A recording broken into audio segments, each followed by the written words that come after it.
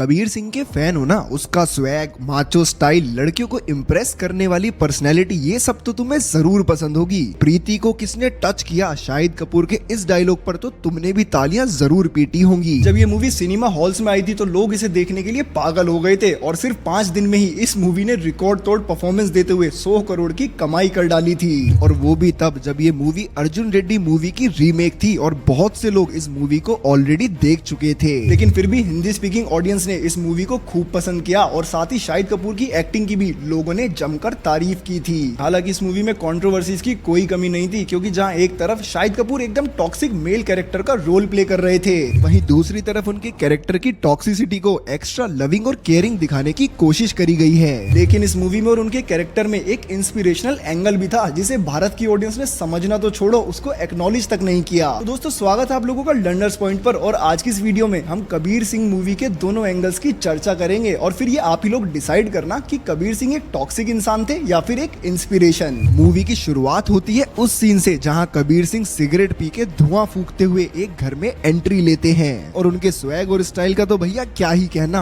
आगे इस सीन में वो एक मैरिड वुमेन के साथ अफेयर करते हुए दिखते हैं और इस अफेयर को कबीर सिंह की अचीवमेंट की तरह दिखाया गया है, जबकि असलियत में किसी भी तरीके से लॉजिकल और जस्टिफाइड बिल्कुल भी नहीं है। फिर इसके बाद कबीर सिंह की बैक स्टोरी चलती है, जहां वो कॉलेज में एक फुटबॉल मैच के दौरान चीटिंग की वजह से अपने ओपोनेंट को पीट देते हैं। यही नहीं, वो रेफरीज के साथ साथ ऑर्गेनाइजर्स के साथ भी बदतमीजी करते हैं। अब देखो यार, मैं ये चीज बिल्कुल भी नहीं कह रहा कि मैच में होने वाली चीटिंग जस्टिफाइड थी, लेकिन भाई आप खुद देखो ना, एक रिस्पेक्टेड प्रोफेशनल यानी डॉक्टर बनने के लिए अगर आप ये पढ़ाई कर रहे हैं, ऐसे में इस तरह का बिहेवियर दिखाकर तुम क्या साबित करना चाहते हो और तुम्हें देखकर आने वाली जनरेशन क्या सीखेगी। जबकि वहाँ पर कंप्लेंट या प्रोटेस्ट के जरिए उस इश्यू को सॉल्व किया जा सकता था, लेकिन मारपीट कैसे जस्टिफाइड है। फिर कबीर सिंह की जिंदगी में एंट्री होती है एक लड़की की, यानी प्रीति की, जो कि उनके ही कॉलेज में जूनियर होती है और वो लड़की हमारे कबीर भैया को पसंद आ जाती है। अब तुम्हें कोई लड़की पसंद आएगी तो तुम क्या करोगे? लड़की को अपनी फीलिंग्स बताओगे, उसे जानने की कोशिश करोगे कि वो तुम्हें पसंद करती है या नहीं, और फिर अगर तुम दोनों सेम पेज पर हो तो रिलेशनशिप को आगे बढ़ा सकते हो। लेकिन हमारे कबीर भैया तो स्टड हैं, पूरे कॉलेज में ढिंडोरा पिटवा दिया कि उसकी तरफ कोई भी नहीं देखेगा। और सबसे बड़ी बात, प्रीति से तो कुछ पूछा ही नहीं कि वो कबीर सिंह को पसंद करती भी है या फिर नहीं। मतलब भैया लड़की की चॉइस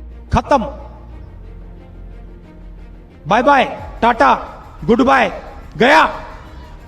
चलो इसके बावजूद भी दोनों का रिलेशनशिप स्टार्ट हो जाता है। कबीर अपनी सारी पढ़ाई कंप्लीट कर चुका है और वो शादी के लिए प्रीति के घर जाता है, लेकिन प्रीति के फादर लव मैरिज की बात सुन के नाराज हो जाते हैं, जो कि इंडियन सोसाइटी में बिल्कुल पॉसिबल है यार। और अब तुम ही बताओ, अगर तुम्हारे साथ भी ऐसा होगा तो तुम क्या करोगे? मतलब यही करोगे ना, लड़की के पेरेंट्स को समझाओगे और उन्हें कन्विंस करने की कोशिश करोगे। लेकिन अपने कबीर भैया तो ठहरे स्टड, उन्होंने तो सीधा लड़की के पेरेंट्स को गुस्से में सुना दिया और प्रीति को भी डायरेक्ट अल्टीमेटम दे दिया। अब इस पूरे सीन में कबीर सिंह की नाराजगी कुछ हद तक समझ आ सकती है, लेकिन लड़की और उसके पेरेंट्स के साथ उसका बिहेवियर यार वो कैसे जस्टिफाइड है। फिर इसके बाद दोनों के बीच में डिस्टेंस आ जाता है और कबीर सिंह इस प्रॉब्लम को सॉल्व करने की बजाय ड्रग एडिक्ट बन जाता है। और बस इतना ही नहीं, यहाँ तक कि पेशेंट्स की सर्जरी भी हमारे कबीर भैया नशे में ही कर देते थे। मतलब भाई क्या हर बात का सोल्यूशन नशा, दारू, ड्रग्स यही सब है क्या? खैर अब तक तुम लोग समझ ही गए होगे कि कबीर सिंह के कैरेक्टर में क्या प्रॉब्लम्स थी। लेकिन कबीर सिंह की एक गुड साइड भी थी और जिसपे कभी कोई चर्चा ही नहीं करता। अब देखो, एक चीज हमें अपने कबीर भैया से जरूर सीखनी चाहिए कि कबीर भैया एकेडमिक्स में पूरे कॉलेज के बेस्ट स्टूडेंट थे और पढ़ाई में उनका कोई तोड़ ही नहीं था। इसकी वजह से जब पढ़ाई पूरी होती है तो कबीर सिंह शानदार डॉक्टर भी बनता है और one of the best surgeon होता है। और सिर्फ यही नहीं, कबीर सिंह के अंदर टॉक्सिसिटी चाहे जितनी भी रही हो, लेकिन वो प्रीति से बहुत ज्यादा प्यार करते थे और उनकी केयर भी करते थे, तो जिससे पता चलता है कि हमारे कबीर भैया दिल के तो अच्छे इंसान थे। अब ये सारे एंगल्स ऐसे हैं जो मूवी में तो थे, लेकिन कबीर सिंह का टॉक्सिक बिहेवियर इतना ज्यादा हावी था कि ये सारे एंगल्स तो हमें दिखे ही नहीं। और भाई तुम भी ये बात अच्छे से जानते हो कि इंडियन ऑडियंस टॉक्सिसिटी को जल्दी ऑब्जर्व करती है, जबकि ऐसी मूवीज जो हमें कुछ सिखा कर जाती हैं अक्सर वो फ्लॉप हो जाती हैं। उदाहरण के लिए तुम्बाड़ मूवी जो सिखाती है कि लालच बुरी बला है, लेकिन मैक्सिमम जनता को पता ही नहीं चला कि वो मूवी कब आकर चली भी गई। लेकिन जब हमारे सामने कबीर सिंह और एनिमल जैसी मूवीज आती हैं तो भैया हाइप इज रियल बोल के हम थिएटर में मूवीज को देखने पहुंच जाते हैं। अब देखो यार, इसमें मेरा बड़ा सिंपल सा पर्सपेक्टिव है कि यार मूवी को मूवी की तरह ही रहने दो और उसे अपनी लाइफ का पार्ट मत बनाओ, वरना आगे जाकर बर्बाद हो जाओगे।